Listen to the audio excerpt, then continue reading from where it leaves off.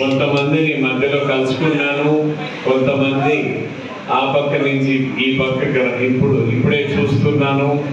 అందరినీ కలుసుకోవడం చాలా సంతోషం. మీ అందరితో ఎలక్షన్స్ మనకు ఉండేది కేవలం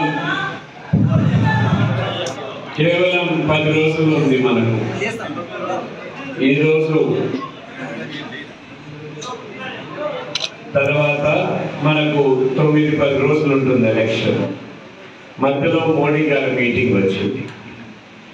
నేను మళ్ళా మిమ్మల్ని అందరినీ ఇంతమందిని కలుసలేనో తెలియదు, కానీ ఎలక్షన్స్లో ఈ ముఖ్య అంశాలు ఏవైతే ఉన్నాయో,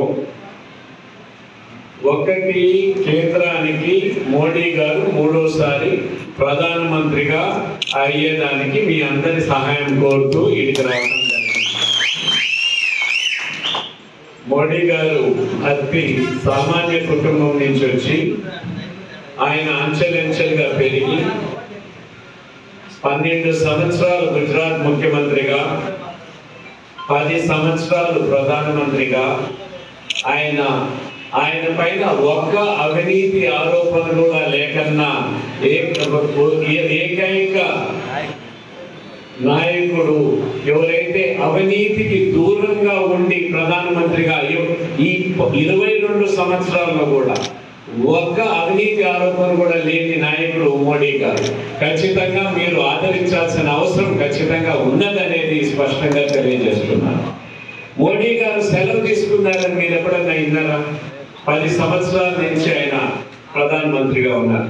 ఒక్కరోజు కూడా సెలవు తీసుకోలేదు. ఆయన కుటుంబం అనేది పేదలే, భారతదేశం కోసం పేదల కోసం పనిచేస్తున్న శ్రమజీవి మోడీ గారు. ఎవరెవరో అపోహలు సృష్టిస్తున్నారు. ముందరంతా ఈ సిఏఏ అంటే ఏమిటి, ఎన్ఆర్సి అంటే ఏమిటి అని ఎవరికి తెలియదు. సిటిజన్స్ అమెండ్మెంట్ యాక్ట్, లేకపోతే ఎన్ఆర్సి అంటే నేషనల్ రిజిస్టర్ ఆఫ్ సిటిజన్స్ ఎవరికి అర్థమయ్యే పరిస్థితి లేదు. ఈ సీటు బీజేపీకి ఇచ్చారు అని తెలుస్తానే మీ మసీదుల్లో అంతా కరపత్రాలు వచ్చినాయి. ఏం కరపత్రాలు వచ్చినాయి? సిఏఏ వచ్చిందంటే, సిటిజన్స్ అమెండ్మెంట్ యాక్ట్ వచ్చిందంటే మీ ముస్లిమ్స్ అందరినీ చాలా మంది జైలు వేసేస్తారు. నేను చూశాను, నేను చదివాను కరపత్రాలు. ఇది అసలు సిటిజన్స్ అమెండ్మెంట్ యాక్ట్ ఎవరి కోసం? ఇది పాకిస్తాను వేరే దేశమైనప్పుడు, ఇస్లామిక్ దేశమైనప్పుడు 1947లో పాకిస్తాన్లో నివసిస్తున్న హిందూస్ 21% ఉన్నింది. ఇప్పుడున్న బంగ్లాదేశ్లో 30% హిందూస్ నివసిస్తూ ఉన్నారు. అప్పుడు వారు భారతదేశానికి, అది ఇస్లామిక్ కంట్రీ కాబోతోంది కాబట్టి పాకిస్తాను భారతదేశానికి వచ్చేదానికి హిందువులందరూ కూడా అక్కడి నుంచి ఇడికి తరలి వచ్చేటప్పుడు బార్డర్లో చాలా మంది కమ్యూనల్ రైట్స్ అయి చాలా మంది చనిపోయినారు. మత కలహాలు అయి మన బార్డర్లో, ఇండియా పాకిస్తాన్ బార్డర్లో. ఆ సమయంలో మహాత్మా గాంధీ గారు, నెహ్రూ గారు, సర్దార్ వల్లభాయ్ పటేల్ గారు ఏం చెప్పారంటే, మీరు హిందువులు ఎవరైతే ఉన్నారో అక్కడ ఆ దేశంలోనే ఉండండి, పాకిస్తాన్ కానీ బంగ్లాదేశ్ కానీ. ఎప్పుడైనా మీకు మీ జీవిత కాలంలో కానీ మీ పిల్లల జీవిత కాలంలో కానీ మీకు ఇది ఇస్లామిక్ దేశం అయినానికి మీకు ఇబ్బంది వస్తే భారతదేశంలో మీకు పౌరసత్వం ఇస్తాము. హిందువులకు కానీ, క్రిస్టియన్స్ కానీ, జైన్స్ కానీ, బుద్ధిస్ట్ కానీ, సిఖ్స్ కానీ చెప్పడం జరిగింది ఆ రోజు. ఇప్పుడు పాకిస్తాన్లో ఉన్న హిందువులు ఎంతమంది? 21% ఆ రోజు ఉన్న హిందువులు, ఈరోజు 1.7% మాత్రమే హిందువులు ఉన్నారు పాకిస్తాన్లో. బంగ్లాదేశ్లో 30% హిందువులు ఉండేవాళ్ళు, కేవలం 7% మాత్రమే ఉన్నారు.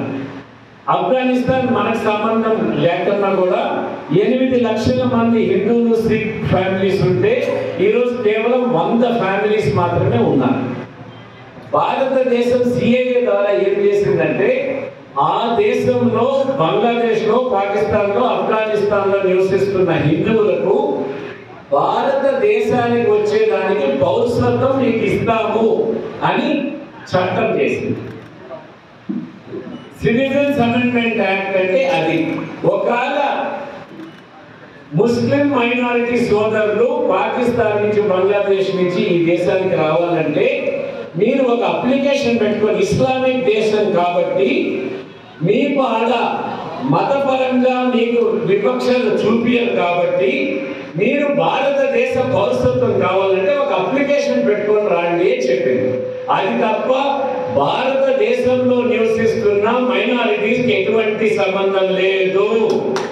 మన ఎవరు హిందువులు ఉన్నారో ఈ భారతదేశంలో పౌరులు, ముస్లింలు కూడా అదే గౌరవంతో, అదే మీరు పౌరులు ఈ దేశానికి, హిందువులకి ఎంత గౌరవం ఉందో మీరు కూడా అంతే గౌరవం ఈ దేశంలో ఉంది. ఇది సిఏఏకి సంబంధించి. ఎవరికైనా డౌట్స్ ఉన్నాయా? ఎవరికైనా డౌట్స్ ఉంటే అడగండి, నేను చెప్తాను. 2, ఎన్ఆర్సి అంటే ఏమిటి? National register of citizens. National register of citizens అంటే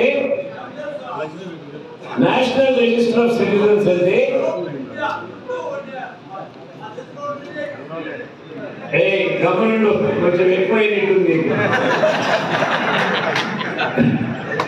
నేషనల్ రిజిస్టర్ ఆఫ్ సిటిజన్స్ అంటే అస్సాం రాష్ట్రంలో, కేవలం 2 రాష్ట్రాలకే పరిమితమైంది. అస్సాం రాష్ట్రంలో మన భారతదేశ హిందువులు కానీ ముస్లిమ్స్ ఎవరైతే ఉన్నారో పౌరులు, వారికంటే ఎక్కువ శాతం బంగ్లాదేశ్ నుంచి, బర్మా నుంచి, పాకిస్తాన్ నుంచి వచ్చి అస్సాంలో చేరటం జరిగింది.